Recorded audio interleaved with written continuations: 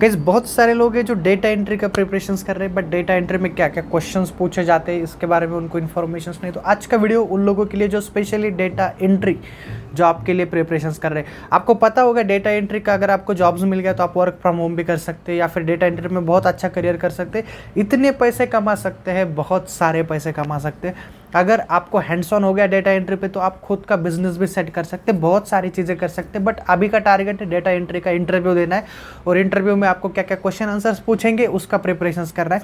Just दूसरों के under हम डेटा एंट्री का काम करने का काम करेंगे स्टार्टिंग में, जस्ट इंटरव्यू थ्रू हमें कैसे जॉब्स मिलेगा डेटा एंट्री में, इसके ऊपर बात करने वाले हैं। सो ये डेटा एंट्री होता क्या है, डेटा एंट्री कौन देता है, डेटा एंट्री में कौन कौन से जॉब्स होते हैं, बहुत सारे क्वेश्चंस, क्वेरी, कमेंट्स हमें मिलते हैं। आज इन्हीं टॉपिक्स पे बात करेंगे कि क्या क्या इंटरव्यू क्वेश्चंस और उसके आंसर्स हो सकते हैं, किस टर्म्स के अकॉर्डिंग क्वेश्चंस हो सकते हैं।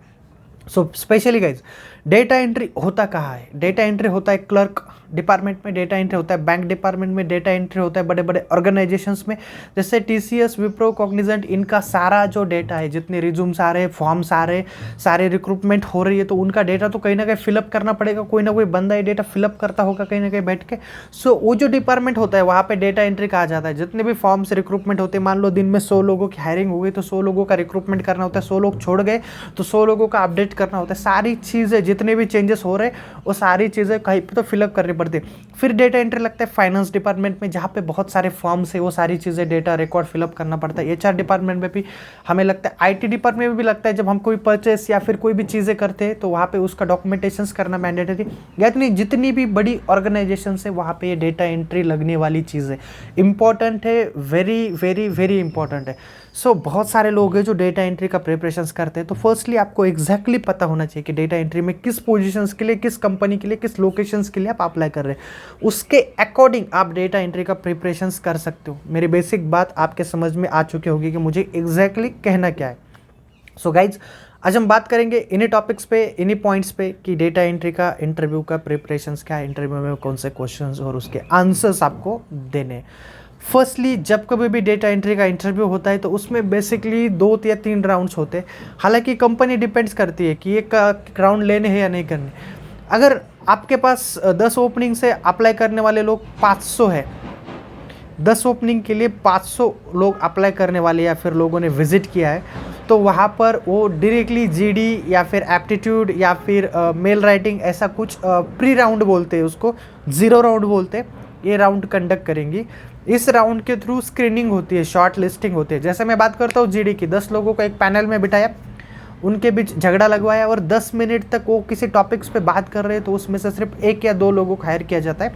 100 में से 20 लोग हायर हो जाते हैं, तो 500 में से हार्डली 100 लोग हायर हो जाते हैं।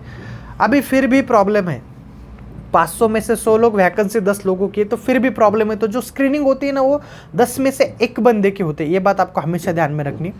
जितनी कम वैकेंसी, जितने ज़्यादा पीपल, उतनी कम स्क्रीनिंग की जाती है।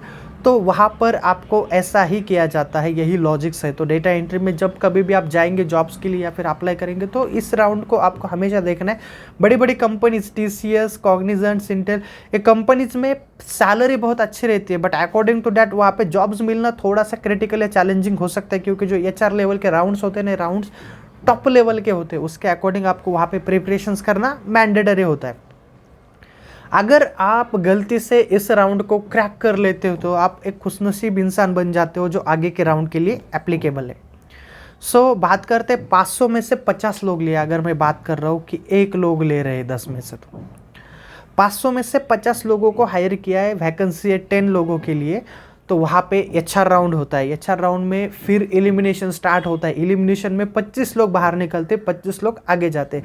25 में से आगे के राउंड में 15 लोग बाहर और 10 लोगों का सिलेक्शन होता है। अभी इंटरव्यू क्या होता है, एप्टीट्यूड में क्वेश्चंस कौन से पूछे जाते हैं, जीडी के टॉपिक्स होते हैं, तो क्या क्या चीज़ें प्रिपरेशंस करनी है, सारी चीज़ों का डिस्कशंस हम इस वीडियो में करने वाले हैं। ऐसा कंसिडर करके चलेंगे कि आपको इसके बारे में सच में ज़ीरो नॉलेज है और हम इससे ज़ीरो से स्टार्ट करके एंड तक पहुंच जाएंगे। सो सबसे पहले जब कभी भी आप डेटा एंट्री के लिए अप्लाई करेंगे गाइस, तो किसी भी सोशल टॉपिक पे आपको जीडी करने के लिए बोल सकते हैं। सोशल टॉपिक मतलब रिसेंटली कुछ भी चल रहा है, अभी जो कृषि बिल चल रहा है या फिर जो कुछ भी टॉपिक्स हो रिसेंटली जो चल रहा है, उस टॉपिक पे आपको बोलने के लिए बोल सकते हैं। तो यहाँ पे पता चल जाता है कि आपको अवेयरनेस कितना है, आपके सब्जेक्ट के बारे में नॉलेज कितना है, आपका कम्युनिकेशंस कैसा है, आप किस तरह से टीम को मैनेज करेंगे या फिर खुद को किस तरह से एक्सप्रेस करेंगे, आपके वॉइस क्वालिटी क्या है, कॉन्फिडेंस क्या है। बहुत सारी चीज़ों को कैलकुलेट करके यहाँ पे जीडी में से 10 में से एक बंदे को हायर किया जाता है। तो जब भी आप जीडी देंगे ना, तो इसी चीज़ को आपको ध्यान में रखना है। फर्स्टली टॉपिक का नॉलेज होना बहुत ज़रूरी है, आपका वॉइस अच्छा होना बहुत ज़रूरी है, कॉन्फिडेंस होना बहुत ज़रूरी है और टीम को मैनेज करना बहुत ज़रूरी है। 4 चीज़ें संभल रही है, डेफिनेटली आप उस जीडी को क्रैक कर सकते हो। सो उसके लिए थोड़ी सी प्रैक्टिस लगेगी, बोलने की आदत लगेगी, सब्जेक्ट के बारे में नॉलेज लगेगा और आपके पास स्किल्स लगेगी थोड़ी सी कि सराउंडिंग को ऑब्जर्व करो। कोई अगर क्रॉस ओवर कर रहा है तो उसको समझाओ, अगर कोई पीछे हट रहा है तो उसको लेके चलो। यही चीज़ें आपको वहाँ पे करनी है। टोटली मैनेजमेंट है वो, आपको वहाँ पे 10 मिनट में, 10 भी नहीं कह सकते, 2 मिनट का टाइम रहता है। उस 2 मिनट में 10 लोगों के बीच खुद को आगे लेके जाना होता है। तो ये बहुत ही क्रिटिकल टाइम होता है, यानी इसमें लगभग प्रेशर्स होता है। बहुत सारे लोग तो सोच में टाइम निकाल देते हैं या फिर पॉइंट लिखने में टाइम निकाल देते हैं। आपको इन चीज़ों को फोकस करना है। लेकिन जीडी, एप्टीट्यूड या फिर मेल राइटिंग बहुत कम कंपनीज लेती है। जैसे TCS, मैंने बड़ी बड़ी कंपनीज़ की बात की, यही कंपनीज लेती है। छोटी कंपनी के लिए डेटा एंट्री का जॉब्स है तो ये चीज़ें आपको करने की ज़रूरत नहीं है, क्योंकि उनके पास नंबर ऑफ़ वैकेंसीज ज़्यादा हो सकती है, या फिर वैकेंसी के अकॉर्डिंग अगर 2 वैकेंसी है, 5 लोग आ गए तो इतना कुछ करने की ज़रूरत नहीं है कि इतना घिसा पिटा वर्क करो। जस्ट 5 लोगों का इंटरव्यू लेके वो शॉर्टलिस्ट कर सकते हैं। बट मैं बात कर रहा हूँ जब बल्क में आता है, बल्क में मतलब ऑनलाइन ओपनिंग्स डालने के बाद है सब लोग एक साथ भीड़ पिटते ना, तब जाके ये चीज़ें वहाँ पे उनको करनी पड़ती है। सो उसके अकॉर्डिंग क्या क्या प्रिपरेशन है, क्या क्या चीज़ें जो करनी चाहिए, करनी होती है, उसके अकॉर्डिंग मैं आपको ये सारी चीज़ें बता रहा हूँ। सो होप आपको ये चीज़ें समझ में आ चुकी होगी कि क्या है।